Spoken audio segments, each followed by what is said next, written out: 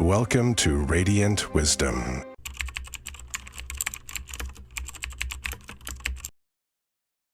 Have you ever felt like something is missing? Maybe it's not something you can easily put into words. Just an underlying sense of restlessness, as if life is moving too fast, but you're not sure where it's taking you. Or maybe you've reached your goals, the degree, the job, the house, yet deep down, there's still a quiet emptiness that lingers.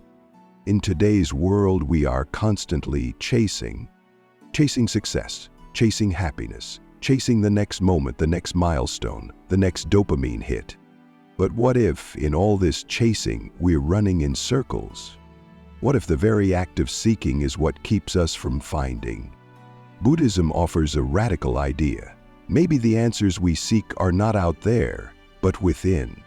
And when this ancient Eastern wisdom met the modern West, something extraordinary happened. It didn't just create a spiritual movement. It sparked a transformation in how we understand life, success, happiness, and even reality itself. Consider this. Western science tells us everything is interconnected. Our cells, our environment, even the atoms that make up the universe. Buddhism tells us that everything arises because of everything else.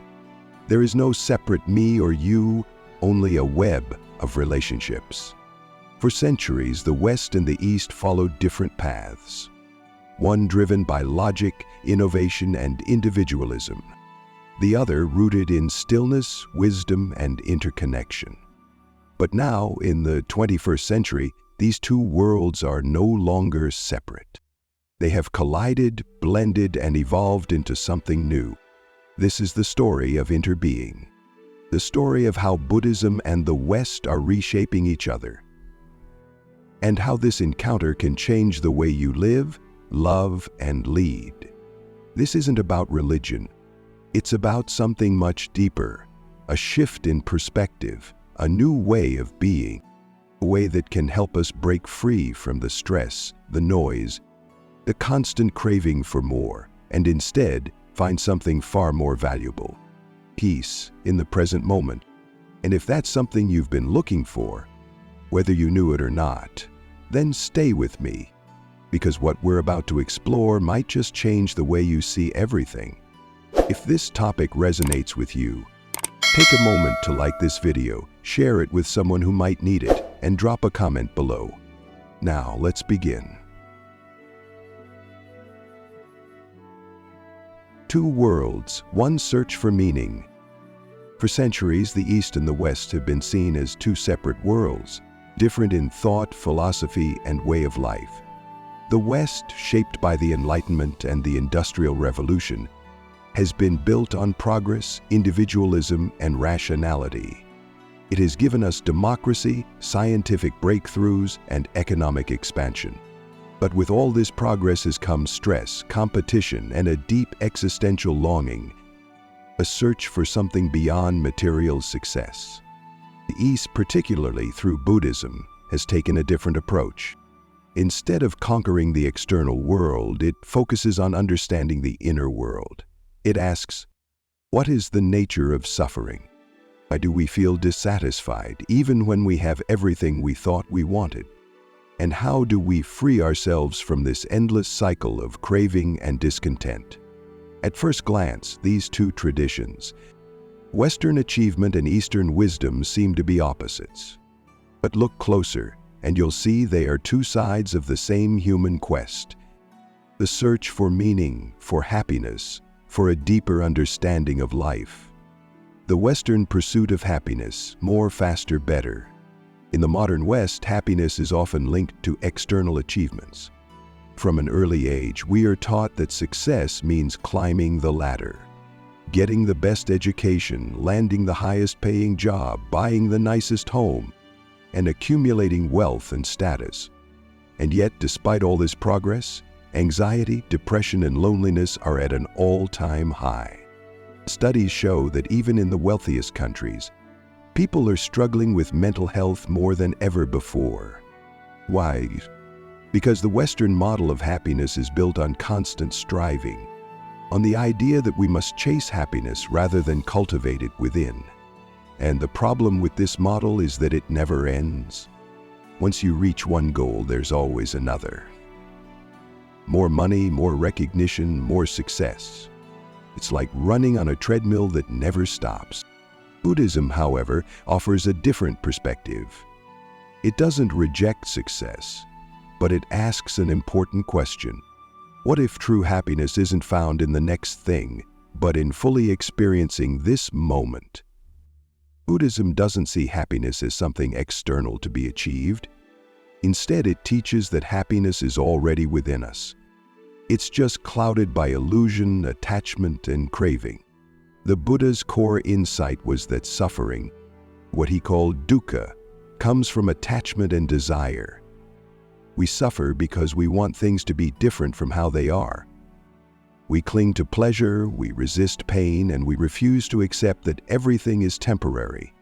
But here's the key: when we let go of attachment, suffering disappears. This is where Buddhism and the West differ most dramatically. While the West teaches us to control and change our circumstances, Buddhism teaches us to accept and embrace them. It doesn't mean giving up or being passive. It means finding peace within, rather than depending on the outside world to make us happy. Imagine this. A person in the West might try to eliminate stress by working harder, making more money, or escaping through entertainment.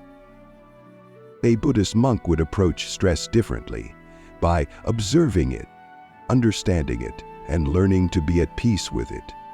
It's not about escaping pain, but transforming our relationship with it. And here's the fascinating part. Modern psychology is now proving that this works.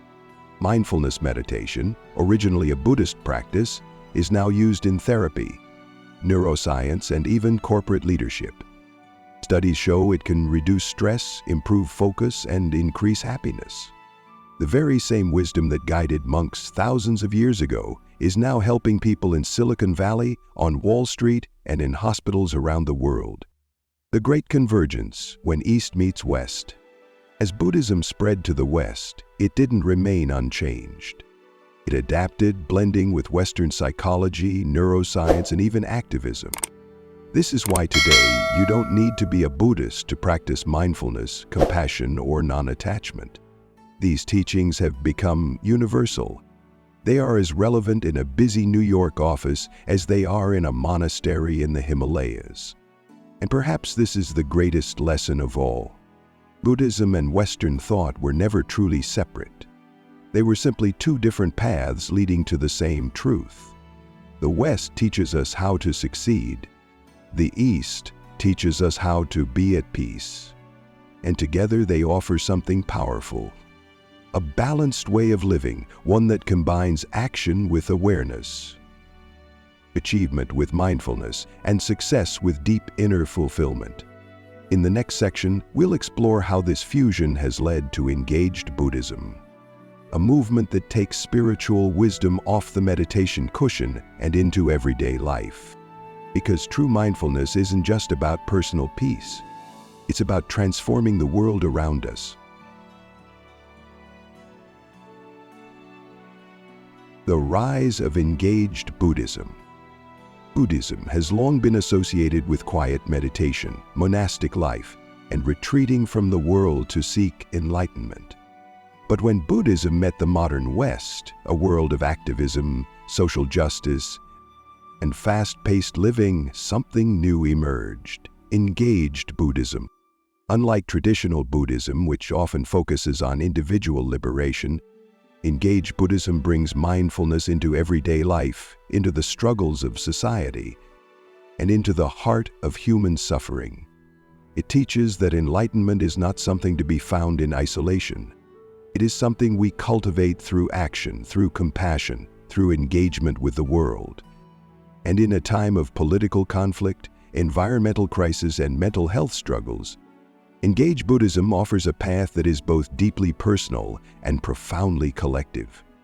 The term engaged Buddhism was first coined by Vietnamese Zen master Thich Nhat Hanh during the Vietnam War. As a young monk, he saw his country torn apart by violence. Monks in traditional temples were practicing meditation and chanting, but Han asked a bold question. How can we meditate in peace when bombs are falling all around us? Instead of staying in monasteries, he and his fellow monks went out into the streets, into the war zones, bringing food to the hungry, shelter to the displaced, and healing to the wounded. They practiced mindfulness not as an escape from suffering, but as a way to directly confront it. This was the birth of engaged Buddhism, a movement that said we do not turn away from suffering, we move toward it with compassion. And as Buddhism spread to the West, this idea took root in a society that was already deeply engaged with issues like mental health, environmentalism, racial justice, and personal development. Engaged Buddhism became a bridge between ancient wisdom and modern action, between the stillness of meditation and the urgency of the world's problems. So what does engaged Buddhism look like today? How does it fit into the real world of work, relationships, stress, and social activism? Here are some of its key applications. 1. Mindfulness in daily life. Meditation is no longer something reserved for monks in monasteries. It is practiced by CEOs, athletes, therapists, and activists. Mindfulness has entered schools, hospitals, prisons, and even the military. Why? Because studies show that mindfulness reduces stress, improves focus, and helps people respond rather than react. In engaged Buddhism, mindfulness is not just about sitting in silence. It is about being fully present in everything we do. Walking, working, eating, listening, all become acts of meditation. 2. Compassion as social action. In a world often driven by division and conflict, engaged Buddhism teaches deep listening and loving speech. Instead of arguing, it invites us to truly hear one another. Thich Nhat Hanh once said, "When you speak, do you create more suffering or do you create understanding?" Imagine how our relationships, workplaces, and even politics would change if people embraced this principle. 3. Environmental awareness and sustainability. Engaged Buddhism sees nature not as a resource to exploit, but as something deeply interconnected with human life. The concept of interbeing reminds us that we are not separate from the earth. We are the earth. This perspective has inspired Buddhist-led environmental movements, from climate action campaigns to sustainable farming practices. Even the simple act of mindful consumption, buying less, wasting less, being conscious of what we eat, can be a form of engaged Buddhism. 4. Healing trauma and mental health. In the West, Buddhism has had a profound impact on psychology and mental health. Concepts like impermanence, non-attachment, and self-compassion are now being used in therapy and trauma healing. Mindfulness stress reduction, MBSR, and dialectical behavior therapy, DBT, both widely used in Western medicine, are rooted in Buddhist practice. This shows how engaged Buddhism isn't just about spirituality. It's about real, tangible healing in a world that desperately needs it. 5. Right livelihood, ethics in business. Many people feel trapped in jobs that drain their energy and go against their values. Engaged Buddhism offers the principle of right livelihood, the idea that our work should contribute to the well-being of others. This doesn't mean everyone has to become a monk. It means bringing ethics, mindfulness, and compassion into whatever work we do. Some of the biggest tech companies and corporations today are integrating mindfulness into leadership training, not just for productivity, but for well-being, purpose, and ethical decision-making. Engaged Buddhism in action, stories of transformation. To understand the power of engaged Buddhism, let's look at a few real-life examples. Mindfulness in prisons. In the U.S., Buddhist meditation programs have been introduced in prisons, helping inmates manage anger, heal from trauma, and find inner peace. Many former prisoners say mindfulness saved their lives. Activist monks in Thailand. Buddhist monks in Thailand have become environmental activists, wrapping sacred robes around trees to prevent illegal deforestation. Doctors and nurses practicing compassion. In hospitals around the world, medical professionals are using Buddhist mindfulness techniques to reduce stress and improve patient care. These examples show that engaged Buddhism isn't just a philosophy. It's a movement that is actively changing lives. Engaged Buddhism teaches us that awakening is not about escaping the world, but about transforming it. It calls us to be present, not just for ourselves, but for others. It reminds us that compassion is not just a feeling, it is an action. And it challenges us to see that enlightenment is not some distant goal. It is found right here in the midst of our daily lives. In a world struggling with division, stress, and suffering, engaged Buddhism offers a powerful message. We are not separate, we are deeply connected. And through mindfulness, compassion, and action, we can create a more awakened, more peaceful, and more just world. So the question is, how will you bring mindfulness into your own life? Buddhism meets science and psychology. For centuries, Buddhism and science were seen as separate worlds, one rooted in spiritual insight, the other in rational observation. But today, we are witnessing an extraordinary convergence. Science, once skeptical of religion, is now confirming what Buddhist teachings have been saying for over 2,500 years. That the mind has the power to shape reality, that emotions can be transformed, and that suffering is not a fixed state but something that can be understood and overcome. The meeting of Buddhism and psychology is not just an intellectual conversation. It is revolutionizing mental health, neuroscience, and even how we understand consciousness itself. Mindfulness, an ancient practice, a modern solution. One of the most profound connections between Buddhism and science is mindfulness meditation. In Buddhism, mindfulness is the practice of paying full attention to the present moment without judgment. It is not about emptying the mind. It is about becoming deeply aware of thoughts, emotions, and sensations without being controlled by them. For centuries, this practice was confined to monasteries. But today, mindfulness is being used to treat anxiety, depression, PTSD, and chronic stress in hospitals, therapy rooms, and even corporate boardrooms. Scientific studies have confirmed that regular mindfulness practice physically changes the brain. Research in neuroplasticity, the brain's ability to rewire itself, has shown that meditation strengthens regions associated with emotional regulation, empathy, and self-awareness while reducing the size of the amygdala, the part of the brain responsible for fear and stress.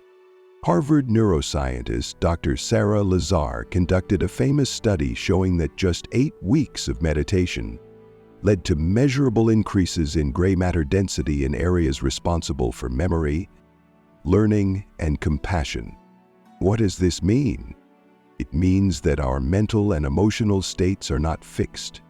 Just as physical exercise strengthens the body, meditation strengthens the mind. Buddhism has been teaching this for millennia. Science is only now catching up. The illusion of the self. Neuroscience confirms non-self.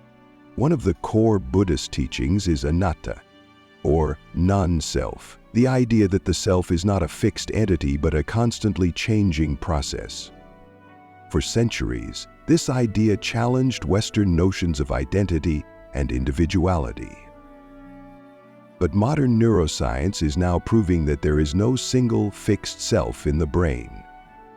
Studies show that our sense of self is constantly being constructed by different brain networks. The famous split brain experiments by neuroscientist Michael Gazzaniga demonstrated that the left and right hemispheres can have separate streams of consciousness, leading to the realization that the self is not a single, unified entity. Even in everyday life, our moods, thoughts, and even personality traits change over time. The you of today is not the same as the you of 10 years ago. Buddhism has always taught that clinging to a fixed identity causes suffering, because life itself is impermanent. Science is now confirming that the self is fluid, adaptable, and constantly evolving. And when we embrace this truth, we become less attached to rigid labels, less afraid of change, and more open to transformation. Letting go, the science of non-attachment. Another profound teaching in Buddhism is non-attachment. The idea that suffering arises when we cling to things, people, or even ideas. We attach to relationships and suffer when they change. We attach to success and suffer when we fail. We attach to youth and suffer as we age. Modern psychology has proven that clinging to things we cannot control is one of the main causes of stress and anxiety. A study by psychologist Dr. Kristin Neff on self-compassion found that people who practice letting go of self-judgment and unrealistic expectations experience lower levels of anxiety and depression. Another study on hedonic adaptation shows that happiness from external achievements is always temporary. Whether it's wealth, fame, or relationships, no matter what we gain, we always return to a baseline level of happiness. This aligns perfectly with the Buddhist teaching of impermanence, anicca, the idea that nothing lasts forever and that peace comes from accepting, rather than resisting, change. When we stop clinging, we stop suffering, and science now has the data to back it up. A new understanding of consciousness. Perhaps the most mysterious area where Buddhism and science meet is the study of consciousness. Western science has long struggled to explain what consciousness is and where it comes from. Traditional neuroscience sees it as a byproduct of brain activity. But Buddhist philosophy suggests something deeper, that consciousness is not limited to the brain. The idea of interbeing, taught by Thich Nhat Hanh, suggests that consciousness is not separate from the world. It arises through connection. Modern research in quantum physics and consciousness studies is now exploring ideas that echo Buddhist thought.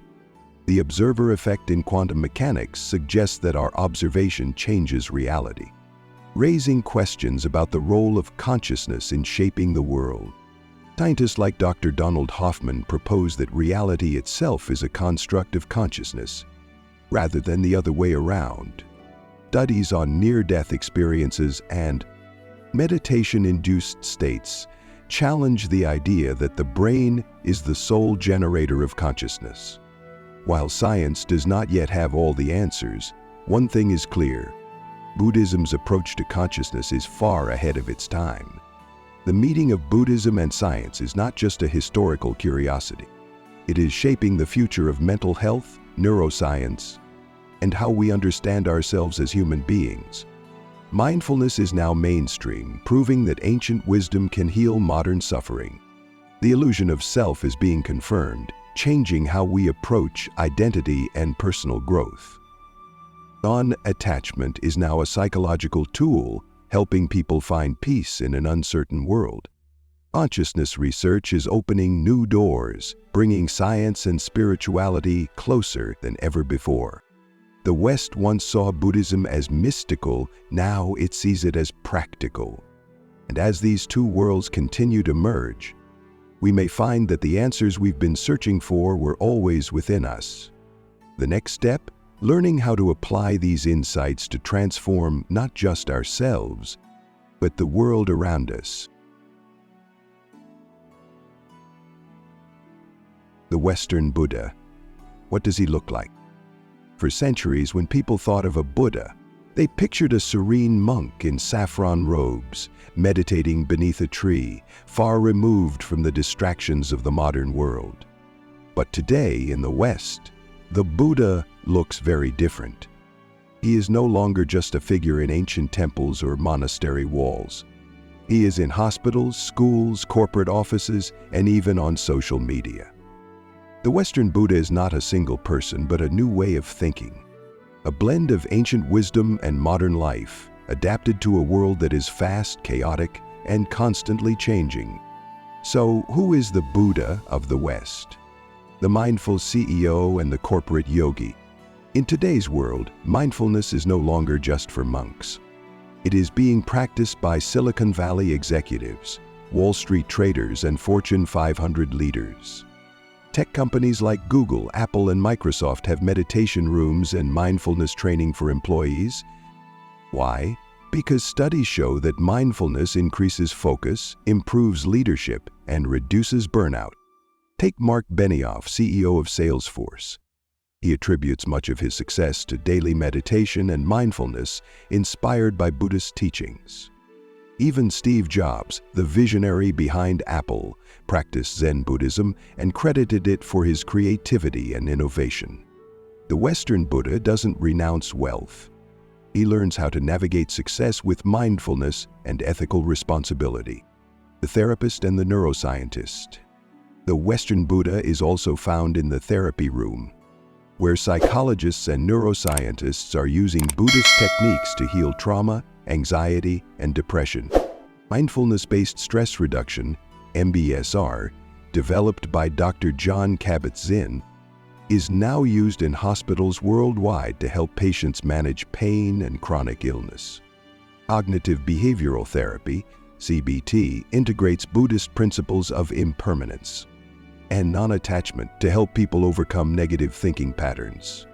Neuroscientists studying meditation have found that long-term meditators develop greater emotional resilience, self-awareness, and compassion, traits that align perfectly with Buddhist philosophy. The Western Buddha is not just meditating in temples. He is helping people heal in therapy rooms, neuroscience labs, and research centers. The activist and the changemaker. In the West, Buddhism has evolved into more than just a personal practice. It has become a force for social change. The Western Buddha is the environmental activist who sees the planet as an interconnected system where harming nature is harming oneself. He is the racial justice advocate, practicing deep listening and compassion to bridge divides in a polarized world. She is the teacher in an inner-city school, using mindfulness to help children navigate stress and trauma. The Western Buddha is not passive. He is engaged in the world, using wisdom and compassion to make a difference. Perhaps the most striking transformation of Buddhism in the West is that you don't have to be a monk to live a mindful, awakened life. The Western Buddha is the single parent practicing patience and compassion with their children, the stressed-out college student using meditation to handle anxiety before an exam, the overworked employee taking a deep breath before reacting in frustration. In short, the Western Buddha looks a lot like you and me. He is not separate from the world, he exists within it. He doesn't retreat from life. He finds wisdom in the middle of it. A Buddha in the West, a Buddha in you. The great Zen teacher Thich Nhat Hanh once said, "The next Buddha may not be an individual, but a community practicing mindfulness and compassion." Maybe the Buddha of the West isn't a single enlightened figure. Maybe it is all of us learning, growing, struggling, and waking up moment by moment.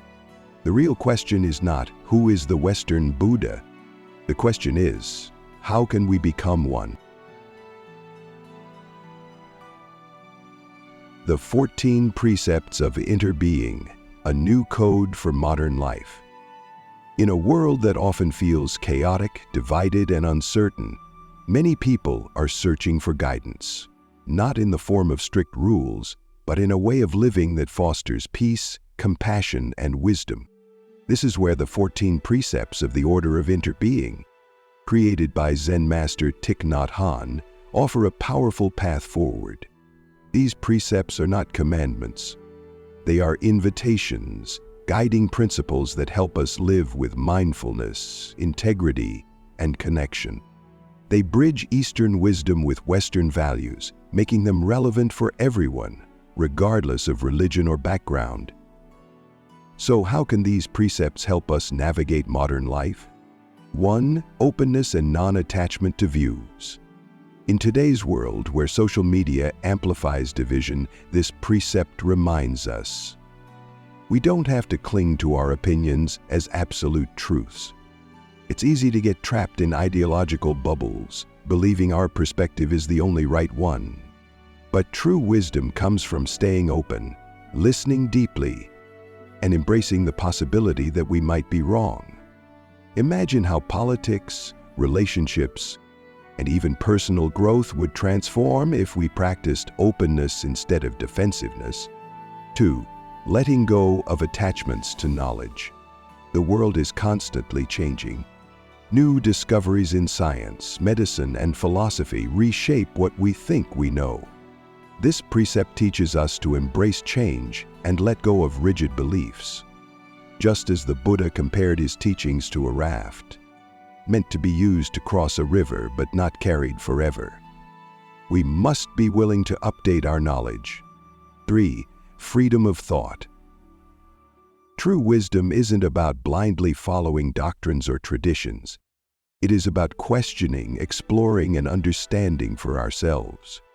This precept aligns perfectly with Western values of critical thinking, personal freedom, and intellectual curiosity.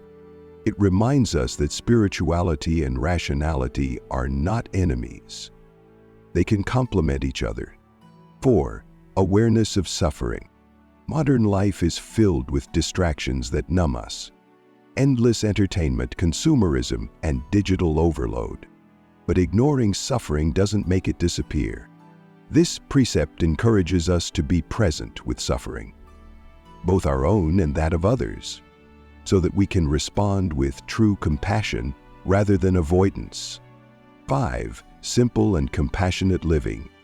In a society that equates success with material wealth, this precept invites us to pause and ask, how much is enough? Does more money always lead to more happiness? Can we consume less and still feel fulfilled? What would life feel like if we focused on meaning rather than just material gain? This principle echoes modern minimalism and sustainability movements, proving that ancient wisdom is more relevant than ever. 6. Taking care of anger. Anger is a natural emotion, but how we handle it determines whether it leads to destruction or healing. Buddhism teaches that suppressing anger is harmful, but so is letting it explode without awareness. Instead, we can transform anger through mindful breathing, deep listening, and understanding its roots. Imagine if more people, especially in leadership positions, practice this. The world would look very different. 7. Dwelling in the present moment. The West often glorifies productivity and future goals, making it easy to forget the only time we truly have is now. This precept reminds us that happiness isn't in the future promotion, next vacation, or next achievement. It's in this very moment if we choose to fully experience it. 8. Community building and right speech. Relationships, whether personal, professional, or social, depend on communication. But how often do we speak with true awareness? Do we listen deeply before responding? Do our words create understanding or division? Are we using speech to build or to tear down? Practicing compassionate communication can heal friendships, marriages, and even global conflicts. 9. Truthful and constructive speech. This precept is especially relevant in an age of fake news, online outrage, and social media debates. Speaking truthfully does not mean being brutally honest without care. It means communicating with both honesty and kindness, aiming to help rather than harm. 10. Protecting and nourishing the spiritual community. No one thrives in isolation. Whether in Buddhism or in everyday life, we need a supportive community. One that encourages growth, kindness, and wisdom. Surrounding ourselves with people who uplift and challenge us positively is one of the most valuable things we can do. 11. Right livelihood. Many people feel trapped in jobs that drain their energy or go against their values. This precept encourages us to ask, does my work contribute positively to society? Am I in a profession that aligns with my ethical values? How can I bring mindfulness and integrity into my work? Right livelihood doesn't mean quitting your job to become a monk. It means bringing consciousness and ethics into whatever career path you choose. 12. Respect for life. Buddhism teaches that all life is interconnected. This precept extends beyond just human rights. It includes environmental protection, animal welfare, and ethical consumption. In a world facing climate crisis, this teaching reminds us, how we treat the planet is how we treat ourselves. 13. Respecting ownership and social justice. Economic injustice is one of the biggest challenges of our time. This precept reminds us to be mindful of wealth inequality and ethical responsibility. It asks us to examine, are we using our resources wisely? Are we contributing to a more just society? 14. Responsible love and sexual ethics. In an age of dating apps, instant gratification, and complex relationships, this precept encourages us to approach love with mindfulness, respect, and deep commitment. It reminds us that true love isn't about possession. It's about understanding, freedom, and genuine care for another person's well-being. A guide for the modern world. The 14 Precepts of Interbeing are more than just Buddhist philosophy. They offer a practical, ethical guide for navigating the modern world, one filled with stress, division, uncertainty, and constant change. These principles don't ask us to withdraw from society. They ask us to engage with it, mindfully and compassionately.